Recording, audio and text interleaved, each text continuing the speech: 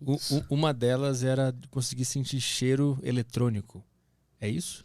Quase isso. Como que é isso? O cheiro, na verdade, não é eletrônico. O que ocorre é que o nosso cérebro ele tende a pegar estímulos elétricos e transformar em sensações. Ou em sons, ou em imagens. A tecnologia, ela não é que ela faz com que o som seja eletrônico. Ele, na realidade, pega o arquivo de aroma e converte isso para um arquivo de som não audível. E aí é recebido pelo cérebro através do canal auditivo. Eu vou conseguir sentir um cheiro pelo meu ouvido. Pelo teu ouvido. Mas eu vou ter que estar usando alguma coisa também? Não precisa nada. É um arquivo de MP3. Então ele só precisa estar anexado a um vídeo ou uma imagem ou somente tocar o arquivo. Eu vou poder ouvir uma MP3 no meu celular e eu vou sentir um cheiro. Um cheiro, exatamente. Mas explica mais, como que isso vai acontecer? Então, lembra isso que eu estava falando do cérebro fazer essa conversão, né? Então, o nosso cérebro ele não entende nem o que é imagem, nem o que é cheiro, som, nada. Ele não conhece isso, ele desconhece. Somos nós que sabemos o que significa cada coisa, porque a gente aprende ali por interpretação. Só que o cérebro, para ele não faz diferença nenhuma, são potenciais elétricos. Cada molécula tem um potencial elétrico, que faz parte do arquivo dessa molécula. É como se tudo fosse uma grande carta coringa, que pode ser usada para qualquer coisa. Não, é como se tudo fosse, por exemplo, uma nota musical. Tá. Entendeu? Então, algumas pessoas acabam tendo essa habilidade. Isso é uma habilidade, mas as pessoas acabam entendendo como um problema, um transtorno, que é a sinestesia. Que são aquelas pessoas, por exemplo, que ouvem uma música e veem cores. As cores das notas musicais. Isso é sinestesia. Então, o nosso cérebro ele já realiza esse tipo de conversão. A diferença é que a gente não utiliza isso no nosso dia a dia. Porque a gente está usando só as vias para aquilo que é de fato. Então, por exemplo, você quer distinguir a cor de uma roupa. Bom, os teus olhos funcionam, estão enviando o sinal elétrico para o cérebro e ele está convertendo aquele sinal elétrico numa determinada cor. Por causa dos sensores que a gente tem nos olhos. Quando você está falando de um aroma, você tem no nariz alguns sensores que quando as moléculas tocam esses sensores, disparam um sinal elétrico.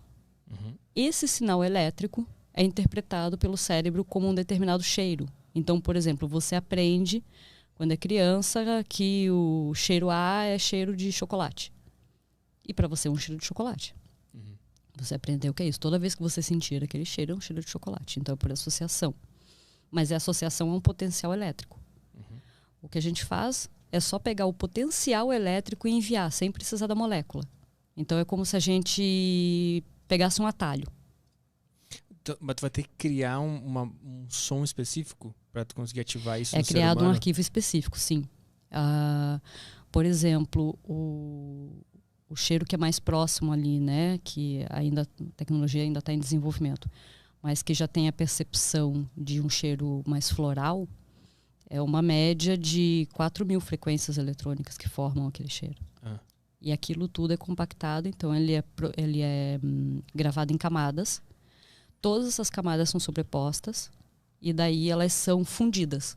Quando elas são fundidas, elas são convertidas em MP3. E aí dá uma média ali de... Tinha alguns arquivos que ficavam com 2 minutos e pouco. Agora já está conseguindo alguns arquivos com 40, 50 segundos. Tu ia ter que ouvir 2 minutos daquele áudio para sentir o cheiro. Agora Isso. Com 40 segundos Agora já com 40 segundos. Então tem que refinar, né? E 65% dos voluntários estão sentindo os cheiros, mas ainda tem 35% que não estão. Então vai precisar equalizar um pouco mais a tecnologia. De alguma forma, a nossa cultura e nossos ensinamentos dessas relações interferem no cheiro que eu vou sentir, ou isso passa por trás de toda a construção social de associação e tal?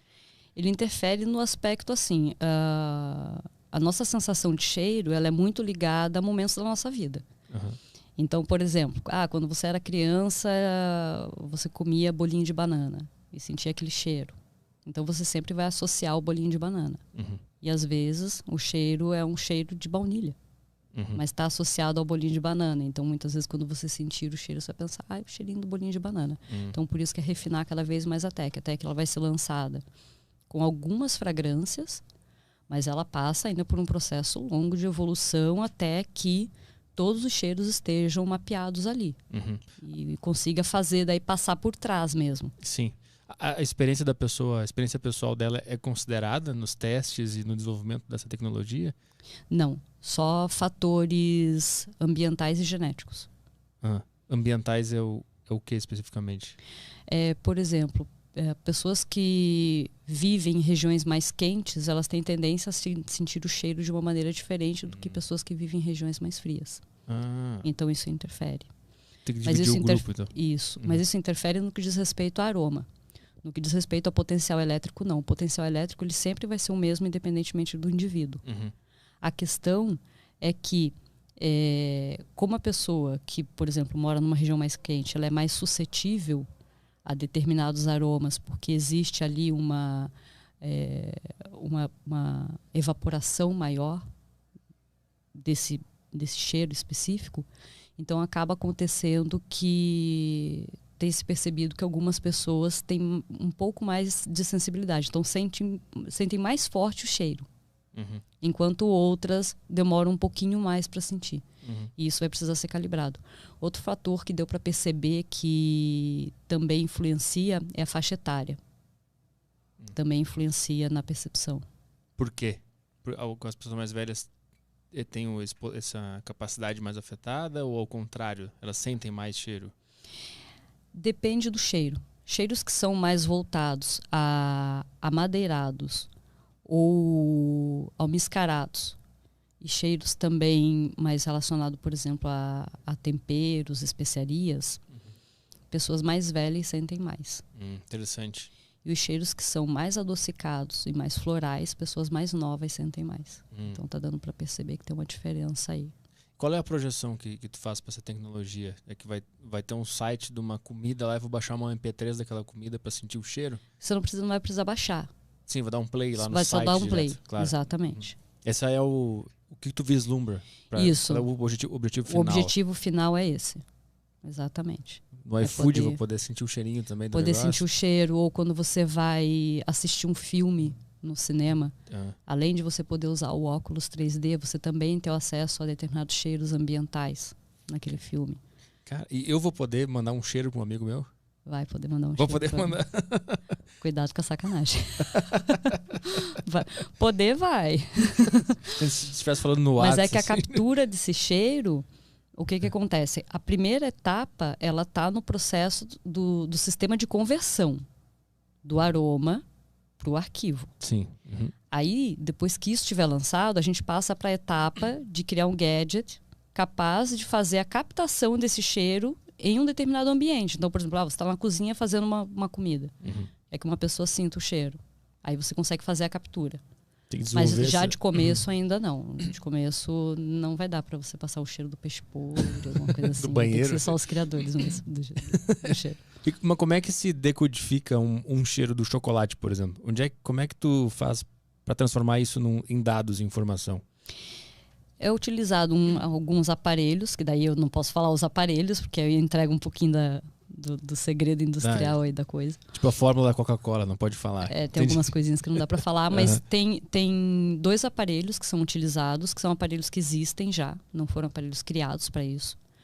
Esses aparelhos eles já fazem a captura da informação que a gente precisa.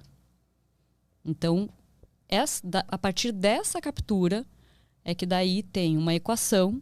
Essa equação ela vai fazendo o processo de conversão de um tipo de sinal para outro.